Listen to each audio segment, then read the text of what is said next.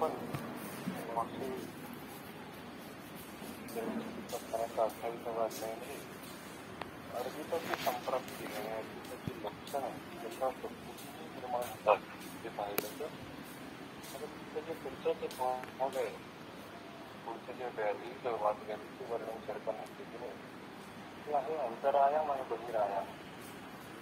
तर चर्चेत असताना 28वा अध्याय योग क्रमांक 3 यामध्ये अंतरायामांचं वर्णन आहे.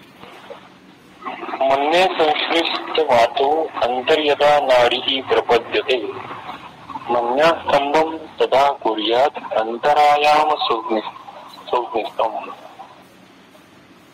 काय म्हणतात ते? यदा वातो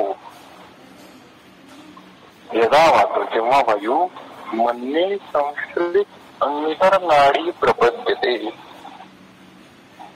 जेव्हा वायू हा मन्याश्रित नाड्यांच्या ठिकाणी आश्रित होतो, ती अंतरायामांची पॅथॉलॉजी आहे. यदा वातो मन्ये संश्रित अंतरनाडी प्रपद्यते, म्हणजे या अंतरनाड्यांच्या ठिकाणी आता वात प्रकोप होणार आहे. या मन्या संश्रित ज्या नाड्या आहेत त्या आता वृक्षादी गुणधर्मांच्या बनणार आहेत आणि त्यातून वाहणाऱ्या वायूला आता अवरोध उत्पन्न होणार आहे. आता या अंतरनाडीची टीका चक्रपाणींनी काय केली बघा. अंतर्यदा नाडी प्रपद्यते इति मन्या संबंधा एव अंतर्गताः शिराः प्रपद्यत इत्यर्थः. अंतरनाडी म्हणजे मन्या संबंधी असणाऱ्या अंतर्गत शिरा होय.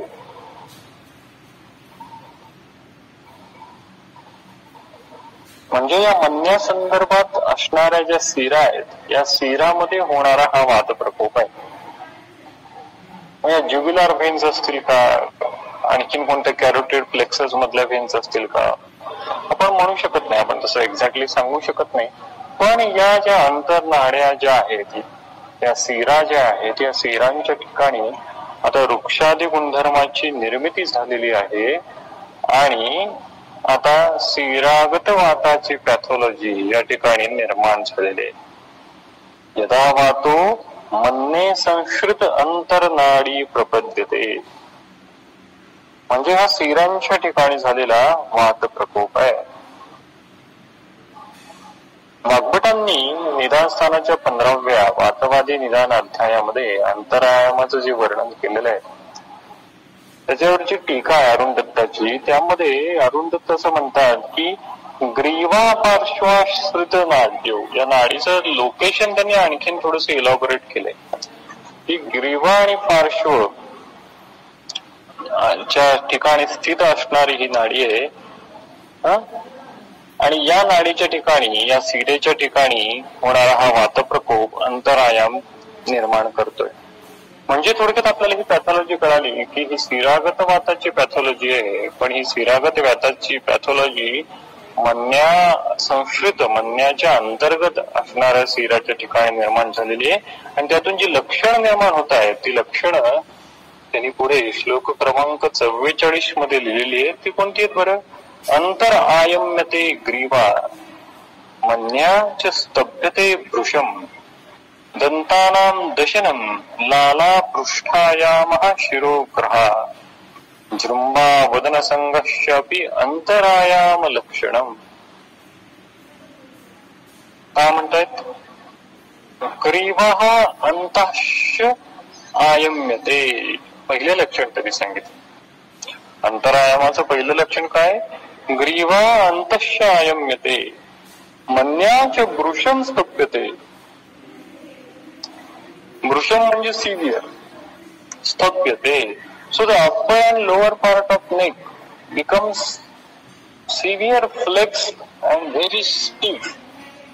ग्रीवा अंत आयम्यते मन्याच वृषम स्तभ्यते. हे पहिलं लक्षण आहे अंतरायामाचं. पुढे त्याला असोसिएटेड लक्षणं कोणती निर्माण होतील? दंतानां दशनम, दंतानाम दशनम म्हणजे आपण दात खाणे असं जो म्हणतो तो प्रकार म्हणजे इतका सिव्हिअर प्रकारचा वात प्रकोप आहे. त्यामुळे दंतानाम दशनम अशा पद्धतीचं लक्षण या ठिकाणी दिसतं. लाला लाला म्हणजे काय? लालास्त्राव. पुढे पृष्ठायाम पृष्ठायामाची टीका दिली आहे. पृष्ठायाम इति पृष्ठ बहिर्निर्गती पृष्ठ बहिर्निर्गती म्हणजे थोडस contraction of the back muscle असं काहीच होतं आणि त्यामुळे पृष्ठ बहिर्निर्गती हे लक्षण निर्माण होतं. प्रकोप कुठे झालेला आहे? शिरागत वायू. कुठे आहेत त्या शिरागत वायू? मन्या अंतमन्याश्रित. आणि लक्षण कोणतं निर्माण झालंय? पृष्ठयाम. पृष्ठयामाच्या वर एक आकडा लिहिलाय बघा, तो पाठभेदासाठी. आणि पाठभेद काय लिहिलाय खाली तळटीपेमध्ये? पृष्ठाक्षेप.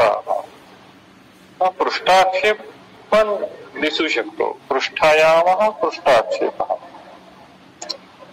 पुढे झुंबा. आता हे पण थोडस वेगळं लक्षण आहे, जे आपल्या कार्यकारण भावात आपण लॉजिकली सांगू शकत नाही की अंतरायामामध्ये जृंभा हे लक्षण कसं काय निर्माण होतं, पण यांनी दिलंय जृंभा. पुढे वदनसंगा.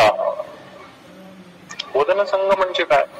तर थोडीशी लॉक जॉ सारखी जी कंडिशन आहे, त्या लॉक जॉ सारखी कंडिशन, त्यामुळे बोलण्यास अडचण जी आहे, अडथळा जो आहे तो या वदनसंग या शब्दाने अभिप्रेत आहे. अर्थात हे जाणून घ्यायचंय की प्रत्येक अंतरायामाच्या रुग्णामध्ये सर्वच्या सर्व लक्षण दिसणं आवश्यक नाहीये.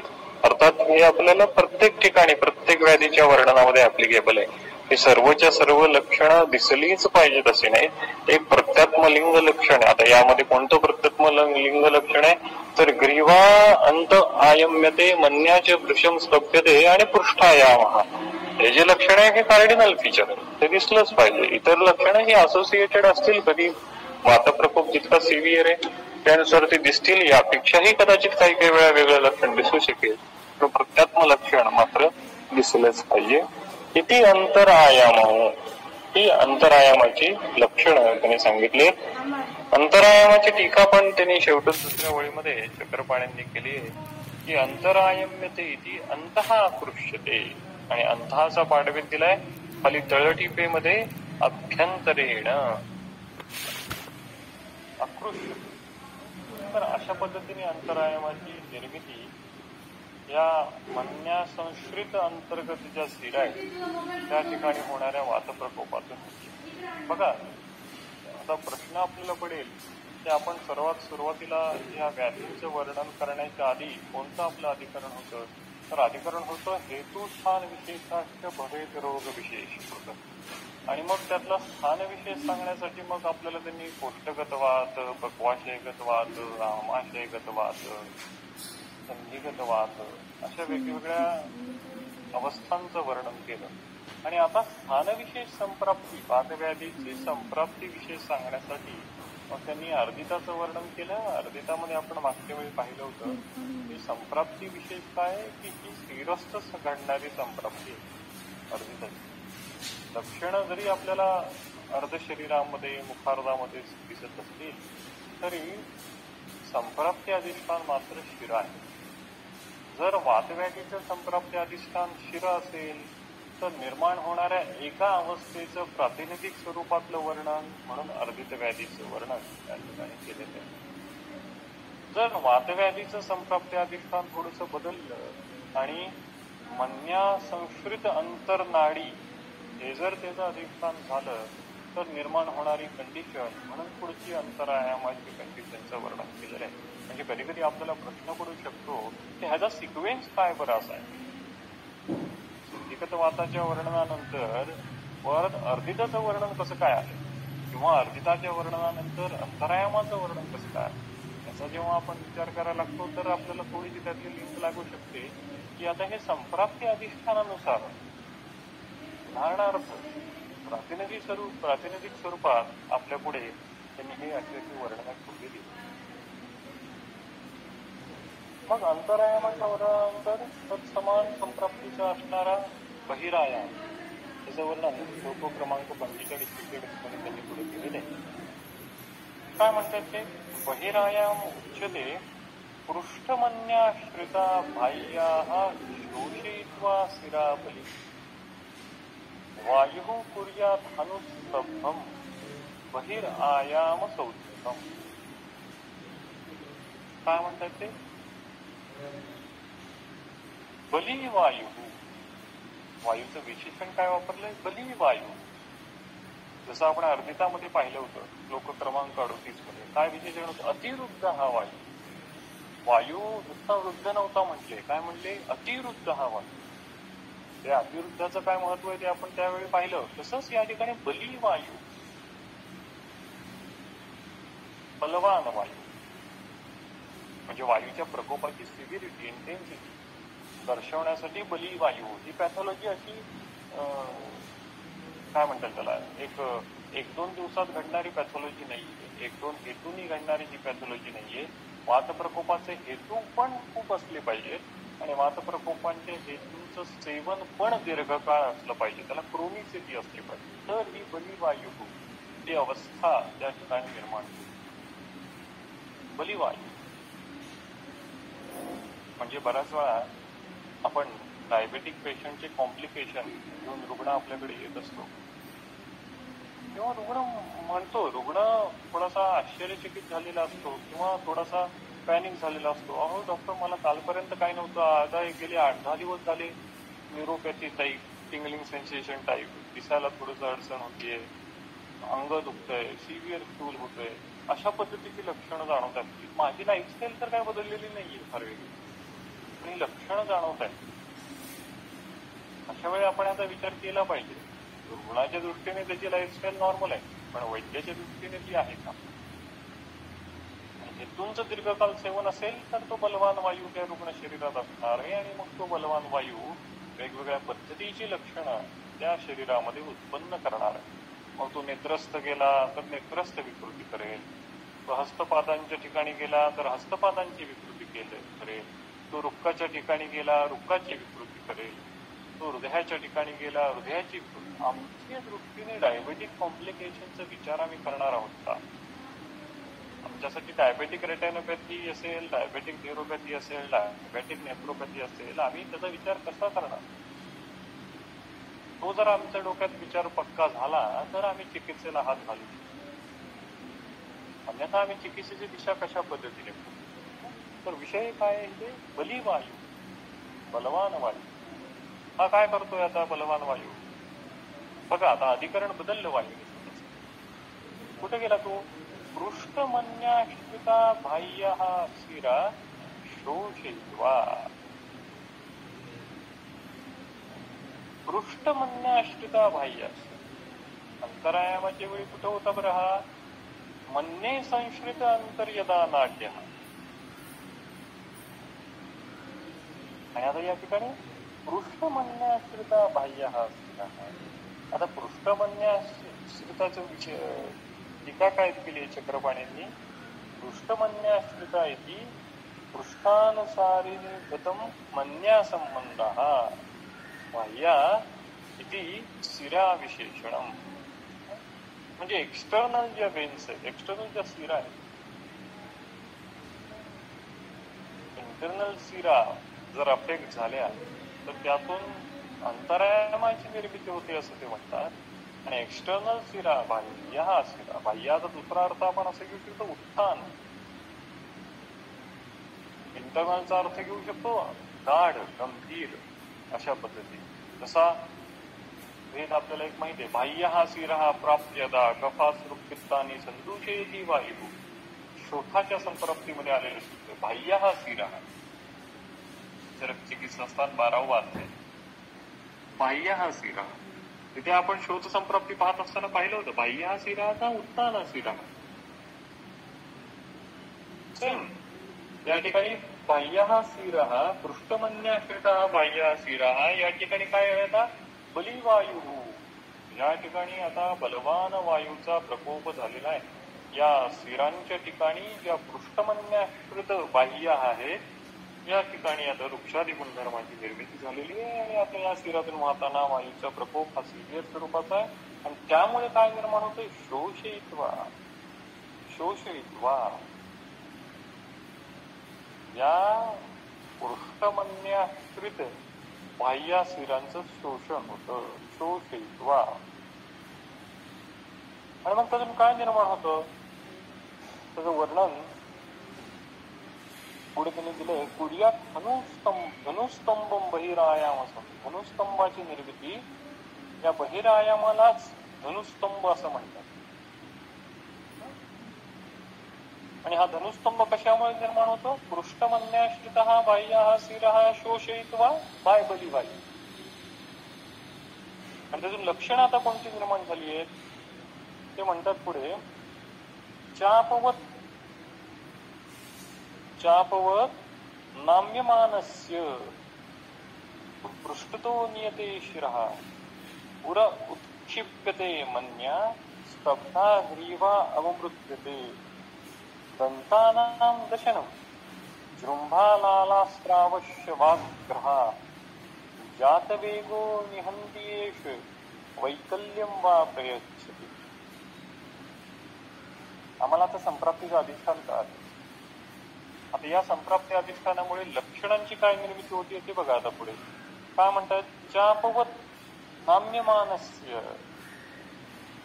या बहिरायामालाच नाव काय दिलं त्यांनी? धनुस्तंभ. आणि धनुस्तंभ नाव काय दिलं तर कार्डिनल फीचर निर्माण झालं. कोणतं? चापवत नाम्यमानस्य. चापवत नाम्यमानस्य म्हणजे काय? धनुष्याप्रमाणे शरीराला वाकवणे. चापवत, चाप म्हणजे धनुष्य, नाम्य म्हणजे वाकवणे. चापवत नाम्यमानस्य म्हणजे असं एक्सटर्नल जो आयाम आहे त्या पद्धती. चापवत नाम्यमानस्य शिरः पृष्ठतो नियते. बघा, चापवत नाम्यमानस्य शिरः पृष्ठतो नियते. That means head is retracted in such a way that it is almost reaching his back. शिरः पृष्ठतो नियते. एक्सटेन्शन एवढ्या पद्धतीचं आहे की पृष्ठतो नियते शिरः. आणि मग जर शिरः पृष्ठतो नियते असेल तर मग पुढचं लक्षण कसं निर्माण होईल? उरः उत्क्षिप्यते. छाती जी आहे ती वर उचलली जाते. नॅचरली एक्सटेन्शन जर एवढं सिव्हिअर असणार आहे तर छातीवर उचल. उरः उत्क्षिप्यते. मन्या स्तब्धा. मन्य प्रदेश जो आहे तो स्तब्ध स्टीप होऊन जातो. ग्रीवा अवमृत्यते. ग्रीवा अवमृत्यते. अवमृत्य म्हणजे काय? अवमर्दन, पीडा होणे. ग्रीवा अवमृत्यते. पुढे लक्षण निर्माण होतं दंतानां दशनम. जे आपण अंतरायामामध्ये पण पाहिलं होतं. दंतानां दशनम जृंभा लालास्त्राव. तर जुंबा हे लक्षण या ठिकाणी पण निर्माण होते. लालास्त्राव हे लक्षण या ठिकाणी पण निर्माण होते. वातग्रहा. अंतरायामामध्ये काय म्हणतात त्यांनी? वदन संतो हा शब्द वापरला होता. या ठिकाणी त्यांनी शब्द वापरलाय तो म्हणजे वाकग्रहा. पुढे म्हणतात ते की जात वेगे एष निहंती वैकल्यम वा प्रयच्छति. बघा काय वर्णन आहे विशेष होतं. जात वेगे एष निहंती म्हणजे ह्याचा वेग उत्पन्न झाल्यावर जात वेगे. जात वेगे ह्याचा जेव्हा वेग उत्पन्न होतो बहिरायामाचा तेव्हा हा व्याधी रुग्णाला मारतो. एष निहंती म्हणजे ही जी कंडिशन आहे त्याचं क्रिटिकल असणार आहे. ती ऍक्यूट कंडिशन असणार आहे.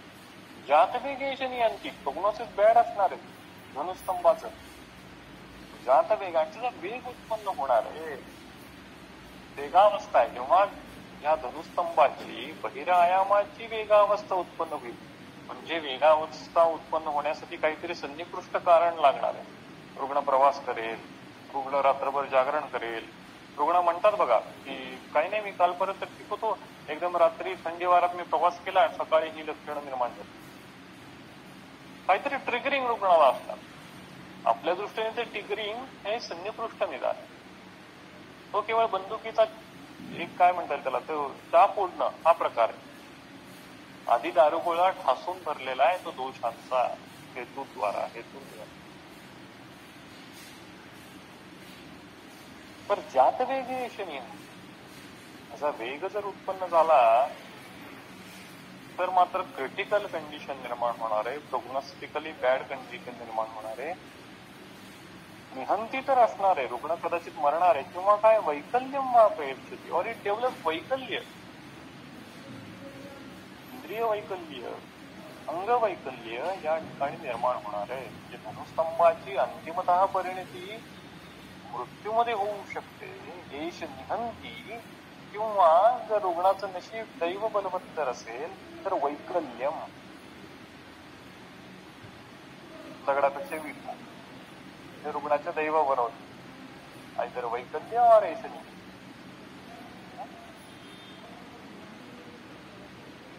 आता ह्याची टीकाची आहे ना, टीका पण वैशिष्ट्यपूर्ण आहे. आता टीकामध्ये बघा, पृष्ठतो नियते इति पृष्ठ प्रति आकृष्टते, जात वेगा इति उद्वेगः, आणि उद्वेगाचा पाठभेद दिलाय अतिवेगः. एतोच आयामो बाह्याभ्यंतर आयाम खल्ली कुब्जत्वमेव च सर्वांग एकांग रोगाश्च कुर्यात् स्नायुगतो अनिलाः इति अनेन स्नायुगत अनिलजन्योः उक्तोः इह च शिरागत वातजन्यत्वेन उक्तो तेन उभयवचनात् शिरा स्नायुगत वातजन्या एव भवताः. उक्तम् हि अन्यत्र महाहेतुबली वायुः शिरासस्नायुकण्डराः मन्या पृष्ठाश्रिता बाह्याः संशोष्य आयामे बहि इत्यादी. मग त्यांनी अन्य तंत्रकारांचं एक मत या ठिकाणी कोट केलंय. माहित नाही आता ह्याचा रेफरन्स एक्झॅक्टली कोणता आहे, चक्रपाणीने कुठून हे कोट केलेलं आहे, पण ज्यांचं मत कोट केलेलं आहे ते पण महत्वाचं आहे. महाहेतुबली ही वायू शिरासस्नायू कंडराहा, म्हणजे या पॅथॉलॉजीमध्ये शिरांबरोबरच स्नायू कंडरा या ठिकाणी सुद्धा वात प्रकोप होतोय. म्हणजे केवळ ही शिरागत पॅथॉलॉजी नाहीये, तर या ठिकाणी कंडरागत वात प्रकोप आहे, स्नायुगत वात प्रकोप आहे. अशा पद्धतीची कंडिशन यामध्ये निर्माण बहिरायामामध्ये. याच अंतरायाम आणि बहिरायाम बरोबरच एक्स्ट्रा व्रणायाम नावाचा एक प्रकार आहे. व्रणायाम, व्रणामुळे निर्माण होणारा आयाम. त्याचं वर्णन चरकांनी केलेलं नाहीये, त्याचं वर्णन वाग्भटांनी स्थानामध्ये केलंय. पुढे श्लोक क्रमांक 49 मध्ये हनुग्रहाचं वर्णन केलेलं आहे. काय म्हणलंय त्यांनी, हनुमूले स्थितो बंधात संस्त्रयती अनिलो हनु विवृतास्य त्वम अथवा कुर्यात् स्तब्धम अवेदनम. अनुग्रहं च संस्तभ्यम अनुसंवृत्त वक्रता. काय म्हणले त्यांनी, अनुग्रह. आता बघा, अनुग्रहामध्ये हनुमूलो स्थितो अनिलाह, हनुमूले स्थिते अनिलाह, हनुमूलाच्या ठिकाणी आता वायूचा प्रकोप. आता वर्णन करण्याची शैली पण बघा, अर्धित शिरस्थ पॅथॉलॉजी, मग आता मन्या संश्रित मन्या अंतर्गत नाड्यांची पॅथॉलॉजी, मन्या बाह्य पृष्ठ शिरागत पॅथॉलॉजी, आणि आता हनुमूले स्थितो वायू. आता हनुमूलाच्या ठिकाणी असणाऱ्या वायूची जी पॅथॉलॉजी आहे, जी अवस्था आहे, त्याचं वर्णन त्यांनी केले. हनुमूले स्थितो अनिलाह, म्हणजे हनुमूलाच्या ठिकाणी आता वायूचा प्रकोप होतोय. असा प्रकोप जर होत असेल तर काय होतं, हनुबंधान संस्त्रयती, हनुबंधान संस्त्रयती. हनु जी आहे to it dislocates from its original sites. हनु संस्रवणे म्हणजे काय, डिस्लोकेट होते. तर हनुमूलाच्या ठिकाणी वात प्रकोप होतोय. ऍक्च्युली हनुमूलाच्या ठिकाणी जो वातप्रकोप होतोय त्या स्पेसिफिक वातप्रकोपाचे हेतू अनुग्रहाचे, अनुस्तंभाचे हे वाघभटांनी दिले. वाघभट निदानस्थान 15व्या अध्याय स्पेसिफिक हेतू त्यांनी दिले की कठीण पदार्थांचं चर्वण करणे किंवा जास्त वृक्षाचर्वणम भाषणम अशा पद्धतीने. तर या हेतूंमुळे हनुमूलाच्या ठिकाणी वायूचा प्रकोप होतो आणि हनुबंधां संस्त्रयती. सो हनुचं डिस्लोकेशन तो वात करतो आणि त्यामुळे काय लक्षण निर्माण होतं? विवृत अस्यत्वम. विवृत अस्यत्वम. विवृत अस्तित्वम म्हणजे काय? जे मुख आहे ती विवृत ओपन राहत, वाईड ओपन राहतं. विवृत अस्तित्व बंद होत, क्लोज करता येत नाही रुग्णाला व्हॉलंटरी. इनव्हॉलंटरीली ते ओपन राहतं. का? हनुबंधान संस्त्रयत. विवृत अस्यत्वम ही एक पॅथॉलॉजी झाली. किंवा हनुमूले स्थितो अनिलः. हनुमूलाच्या ठिकाणी वातप्रकोप आणखीन एक वेगळ्या पद्धतीची पॅथॉलॉजी हनुच्या ठिकाणी करू शकतो. तो करू शकतो हत्वा हनु संस्तभ्य. एकतर हनुला हनुबंधान संस्त्रयती तो निर्माण करेल किंवा हनु संस्तभ्य किंवा हनुला स्तंभित करेल. जर त्यांनी हनुला स्तंभित केलं तर काय करेल तो? संवृत्त वक्रताम. संवृत वक्रता म्हणजे मुखाप्रदेशी किंवा मुखाला वक्रता उत्पन्न होईल. स्तब्धम अवेदनम अनुग्रहम च कुर्यात. स्तब्धता निर्माण होईल, स्टिफनेस निर्माण होईल आणि ही पॅथॉलॉजी जी असेल ती अवेदनम विदाउट पेन अशा पद्धतीची हनुस्तंभाची हनुग्रहाची ही पॅथॉलॉजी असेल. सो हनुच्या ठिकाणी हनुमूलो स्थितो अनिलः can cause अनुस्थित वात प्रकोप. हनुमूल स्थित वात प्रकोप can cause two types of condition. Number 1, हनु संस्त्रयती. जर त्या वात प्रकोपाने स्लोकेट केला हनु तर काय होईल लक्षण? विवृत हास्यम. किंवा त्या वात प्रकोपाने हनुस्तंभ निर्माण केला तर हनुस्तब्ध स्टीफ निर्माण होईल. लॉकजॉ सारखी जी कंडिशन आहे अशा सारखी कंडिशन या ठिकाणी निर्माण होऊ शकते. तर हे अनुग्रहाचं वर्णन या ठिकाणी त्यांनी केलेलं आहे. पुढे श्लोक क्रमांक 50 मध्ये आक्षेपकाचं वर्णन त्यांनी केले. मुहुर आक्षेपती वृद्धो गात्राणी आक्षेपको अनिलाः पाणिपादं च संशोष्य स्विरासस्नायु कंडराः. काय म्हणतात ते? क्रुद्धो अनिलाः. क्रुद्धो अनिला. वायूची विशेषण सूत्रामध्ये पण कशी कशी बदलत जातात. या ठिकाणी क्रुद्धो अनिलाः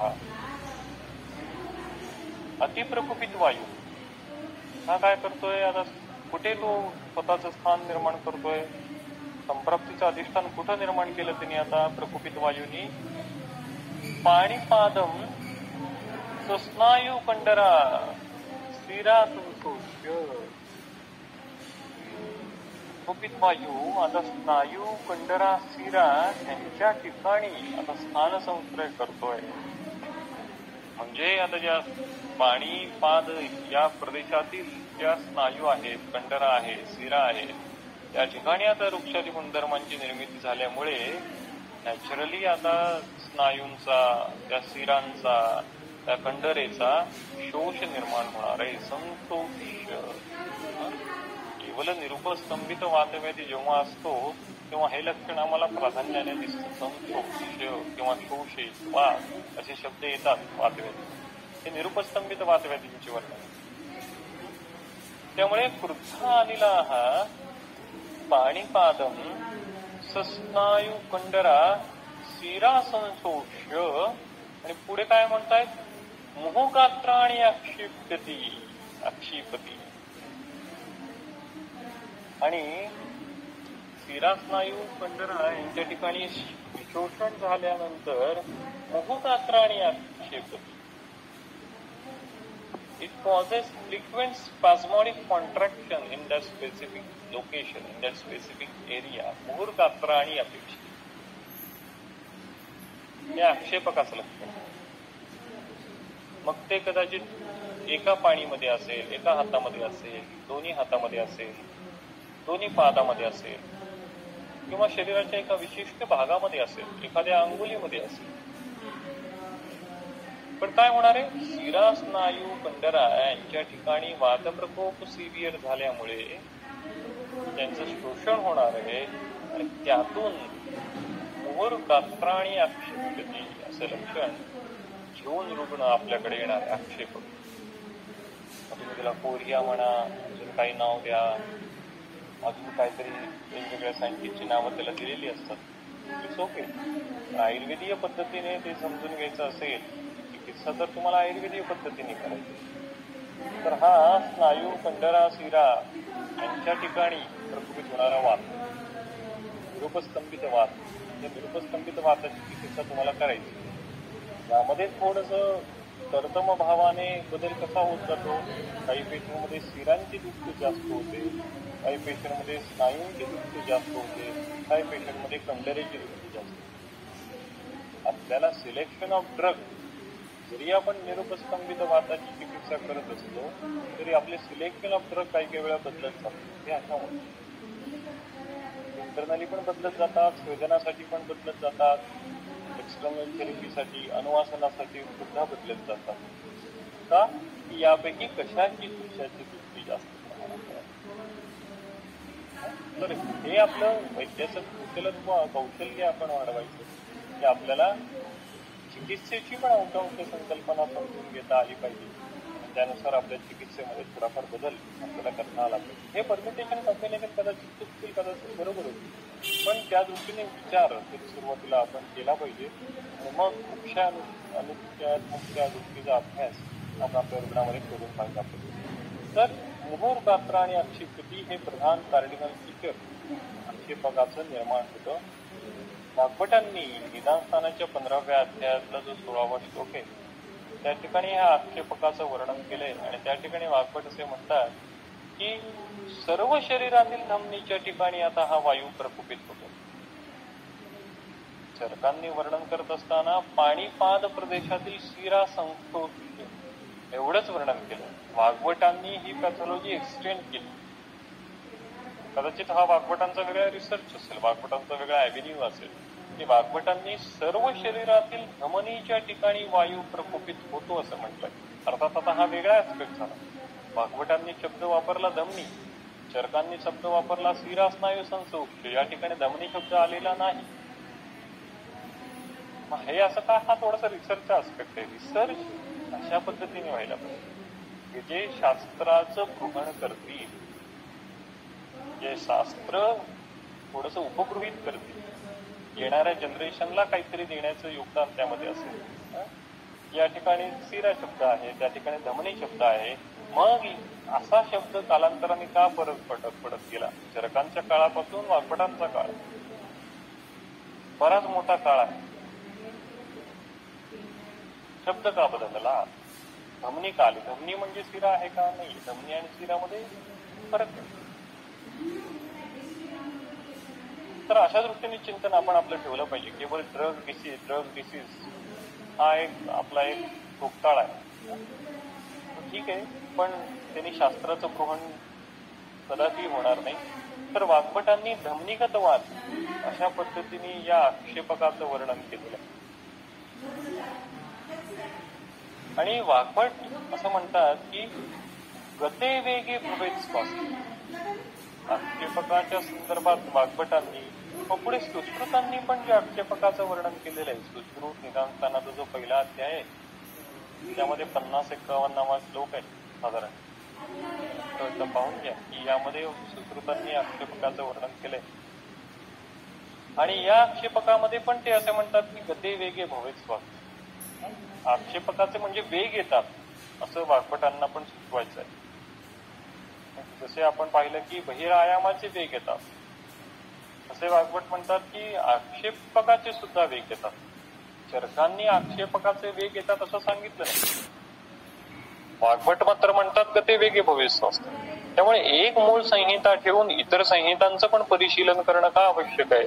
तर एक मिसिंग पॉइंट जे असतात ते आपल्याला त्यातून प्राप्त होतात आणि आणखीन थोडस संप्राप्तीचं चित्र त्यातून स्पष्ट होत जातं की आक्षेपकाचे सुद्धा वेग येऊ शकतात. काय नाही, काही विशिष्ट कारण घडलं आणि एक विशिष्ट काळापुरताच तो वेग आणि तो वेग येऊन गेला की मात्र रुग्णाला स्वस्थ गते वेगे भवे स्वस्थ. जसं की अपस्माराचे वेग घेतात तसं त्या पद्धतीने.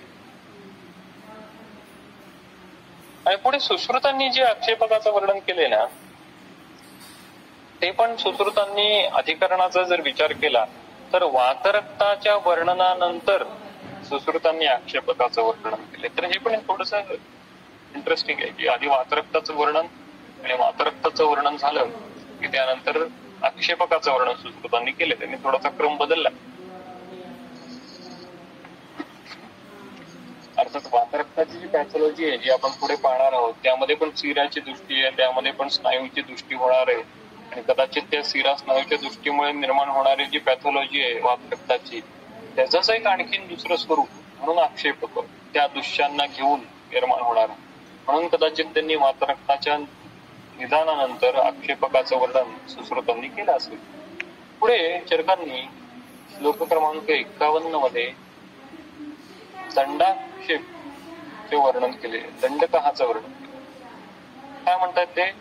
पाणीपाद शिरः पृष्ठश्रोणीः स्तब्नाति मारुतः दंडवस्तब्ध गात्रस्य दंडकाः असो अनुपक्रमाः. दंडाक्षेपक किंवा दंडक काय म्हणतात? मारुताः पाणीपादः शिरः पृष्ठस्तब्धाति. वायू जो आहे तो हात पाय शिर प्रदेश पृष्ठ प्रदेश त्यांना स्तंभित करतो. निरुपस्तंभित वात प्रकोप आहे आणि त्यांना तो आता स्तंभित करतो. सिव्हिअर स्टिफनेस निर्माण होतो हस्तपाद शिरपृष्ठ या प्रदेशी. आणि दंडवस्तब्ध गात्रस्य आणि दंडवस्तब्ध गात्रस्य असल्यामुळे दंडका हा अनुपग्रह आणि तो अनुपग्रह आहे तो असा अध्याय. अशा पद्धतीचा जर सिव्हिअर स्टिफनेस निर्माण झाला कोणामुळे? मारुता हा पाणीपाद शिरा पृष्ठ स्तब्ध अनुपग्रह. सिव्हिअर अँकोलॉजिंग स्पॉन्डिलोसिसची केस जी असते अॅक्यूट केस आहे थॉम्बोस्पाइन म्हणतो. ती जर अॅक्यूट कंडिशन असेल तर ती अनुपक्रम कंडिशन. आपल्याला ते थोडंसं प्रोग्नॉस्टिक पॉइंट ऑफ व्ह्यू पण रुग्णाला सांगता आलं पाहिजे. आपण कोणत्या केसमध्ये किती दिवसात कशा पद्धतीने रिझल्ट देऊ शकतो. अनुपक्रम. हा पुढे श्लोक क्रमांक 52 मध्ये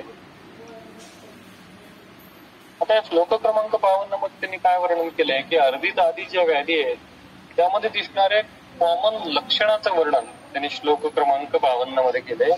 स्वस्थः स्यात् अर्धितादीनां मुहुर्वेगे गते अगते पीड्यते पीडनैः तैः विषगेतान् विवर्जे. मगाशी जो वेगाचा विषय होता तो खरं तर चरकांनी या श्लोकामध्ये इन्कॉर्पोरेट केलेला आहे. त्यामुळे आपण असं म्हणू शकत नाही की आक्षेपकामध्ये वेग येत नाही असं वर्णन चरकांनी केलेलं नाही. त्यांनी या श्लोकामध्ये 52व्या श्लोकामध्ये खरं तर ते इनडायरेक्टली इन्क्लूड केलेलेच आहे की काय म्हणतात ते अर्धितादीना मुहुर्वेग. अर्धित आदी व्याधी अर्धित आदिना. अर्धित आदिना म्हणजे काय? अर्धितापासून ते दंडकापर्यंत. यामध्ये अर्धित आदिना मुहुर्वेगे वारंवार येणारे जे वेग आहेत ते गते ते केल्यानंतर स्वस्तः स्यात्. आताच आपण वाग्भटाचं सूत्र पाहिलं की गते वेगे भवे स्वास्थ्य. ते चरक काय म्हणतात? अर्धितादिना मुहुर्वेगे. अर्धित आदी व्याधीमध्ये येणारे जे वेग आहेत वारंवार येणारे जे वेग आहेत ते गते जे गेल्यानंतर स्वस्तः स्यात्. रुग्ण हा नॉर्मल होतो ऍब्सोल्युटली नॉर्मल सिम्पटम फ्री होतो. स्वस्तःचा अर्थ काय? Symptom free. दोष प्रकोप शरीरातल्या साम्यावस्थेत आलेला आहे का? तर तसा साम्यावस्थेत आलेला नाही. दीनदोषत्व आहेच. पण सिम्पटम फ्री अवस्था निर्माण झाली आहे, त्यामुळे रुग्णाला असं वाटतं की स्वस्थ आहात. आणि लक्षणं जर निर्माण झाली नाही तर तो वैद्याकडे कसं काय? पण हे जर वेग वारंवार येऊ लागले तर मात्र तो वैद्याकडे येऊ लागतो की अर्दितानिनाम मुहुर्वेगे गते स्वस्थ हास्य. वेग उत्पन्न झाल्यानंतर रुग्णाला लक्षणांची निर्मिती होते आणि हा वेगच आपोआप लक्षणं हळूहळू कमी करायला लागते. बघा, चरक सूत्रस्थानाचा जो 20वा अध्याय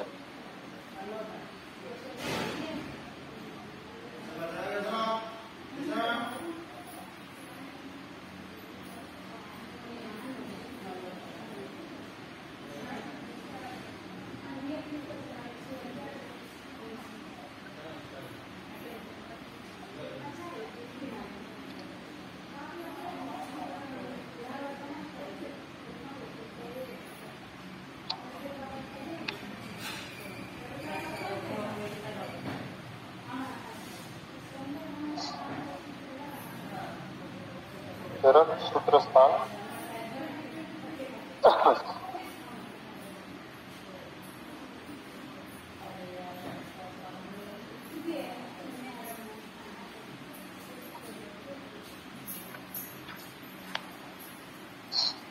आपण अशाच पद्धतीचा तो ज्वराच्या संदर्भात देखील पाहिला होता.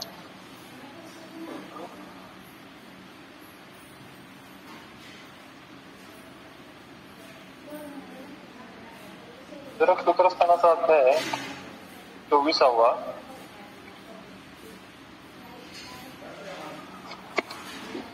श्लोक क्रमांक 42, पान नंबर 126.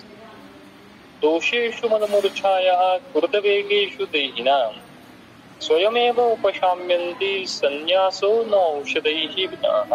अधिकरण वेगळं आहे, पण आपल्याला कुठला शब्द महत्वाचा आहे आपल्या दृष्टीने? कृतवेगेषु.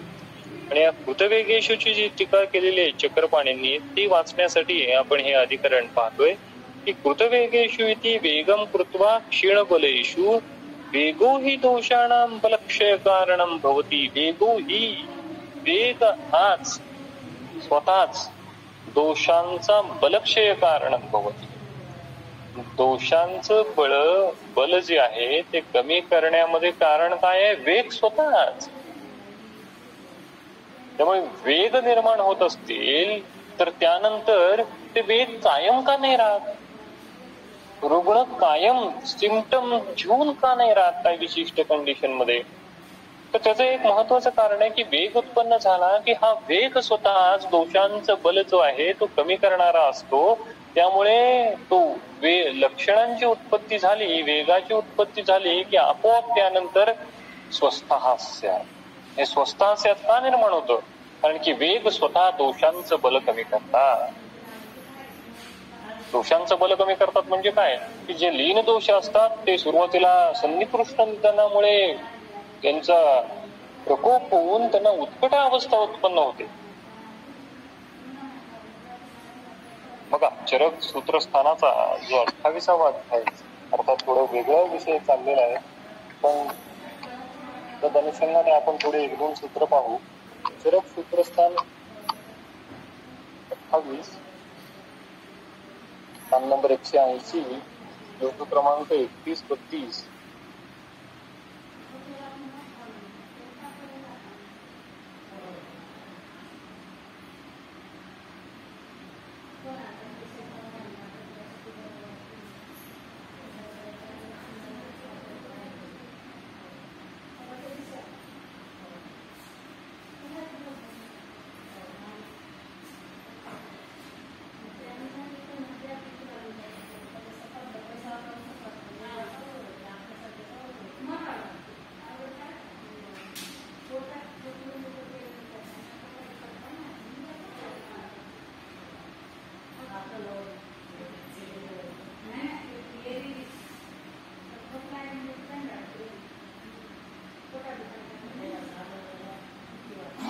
शाखा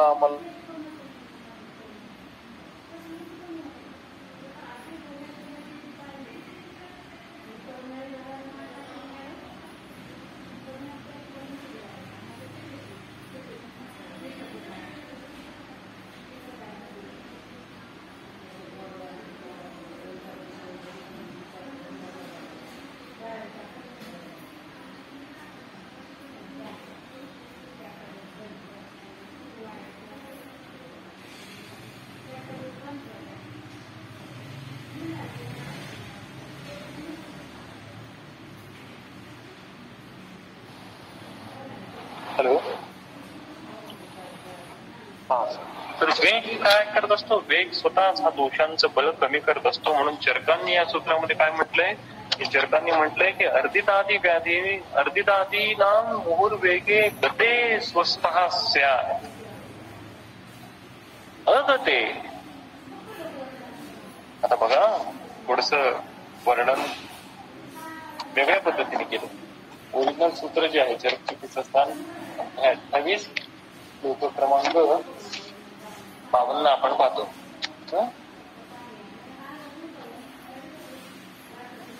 सुरुवातीला काय सांगितलं? अर्धितादीनां मुहुर्वेगे गते स्वस्थः स्यात्. वेग एकदा घेऊन गेला की रुग्ण स्वस्थ असतो. पण अगते वेग जर गेलाच नाही तर, कंटिन्युअस लक्षणांची निर्मिती झाली तर, तैही तैही पीडनैही पीड्यते, त्या त्या रिस्पेक्टिव्ह व्याधींची निर्मिती होती आणि भिषक एतान विवर्जेत. जर दोषांचा बलक्षय वेग करू शकत नसेल तर भिषक एतान विवर्जेत. दोषांचा बलक्षय नॅचरली फिजिओलॉजिकली होत नाहीये, सोडून द्या. भिषक एतान विवर्जेत. कोणत्या कंडिशनचं ट्रीट करा? मग याच कंडिशन ट्रीट करा. अर्धितादीनां मुहुर्वेगे गते स्वस्थः स्यात्. अर्धित ते दंडालसक या सर्व व्याधी आहेत. या सर्व व्याधींमध्ये वेग येत आहे. म्हणजे ही लक्षणे केवळ वेग काळात दिसत आहेत. इतर वेळी रुग्ण हा सिम्पटम फ्री आहे. वेग काळात मात्र रुग्ण त्या त्या व्याधीनुसार लक्षणे दाखवतो. ही जी वेग काळाची अवस्था आहे ना, ही वेग काळाची अवस्था सुद्धा भिषक एतान विवर्जेत हा सुद्धा त्याचा अर्थ आहे. आता परत प्रश्न असा आहे की जो आपण थोडासा स्पर्शून गेलो आपण त्या प्रश्नाला, पण तुमच्या चिंतनासाठी की या टिपिकल पॅथॉलॉजी मध्येच असे वेग का येतात, इतर संप्राप्तीमध्ये वेग का येत नाहीत? आणि वेग येतात आणि आपोआप कमी कसे होतात? आपोआप कमी कसे होतात त्याचं एक कारण आपण बघितलं. वेगो ही दोषाणां बलक्षय कारण. वेग येतात त्याचं एक कारण आपण बघितलं. भूयो हेतू प्रतीक्षण हा सन्निकृष्ट हेतू भेट. पण त्याच्या आधी काही काही स्टेप्स घडत असतील ना शरीरामध्ये, काहीतरी बदल घडत असतील. हे बदल कशा पद्धतीचे आहेत? आणि काही विशिष्ट व्याधींमध्येच व्याधींचे वेग काय येत आहे, प्रतिशयाचे वेग काय येत नाही, हा एक प्रश्न आहे. मग ह्या ज्या व्याधी आहेत त्या स्वभावपरमात्म्याचं पालन का करतात? वेगो ही दोषाणां बलक्षय कारण बहुती. आणि वेग दोषांचं बलक्षय कसे काय कमी करतो आणि का कमी करतो? तुम्ही म्हणलात ना की वेग जो असतो तो दोषांचं बळ कमी करणारा असतो, पण का आणि कसे? वेग उत्पन्न झाल्यावर दोषांचं बळ का बरं कमी होतो आणि कसं कमी होतं? तर हे आपल्या चिंतनासाठी, वैद्यांच्या चिंतनासाठी असणारे महत्वाचे प्रश्न आहेत. आता यामध्ये चक्रपाणींनी एक सेंटेन्स लिहिलंय की अर्धित हनुस्तंभ आदिषु यत्र मुहुर्मुहुर वेगित्वं दृश्यते तद अर्धितांतर्गतम एव ज्ञेयम.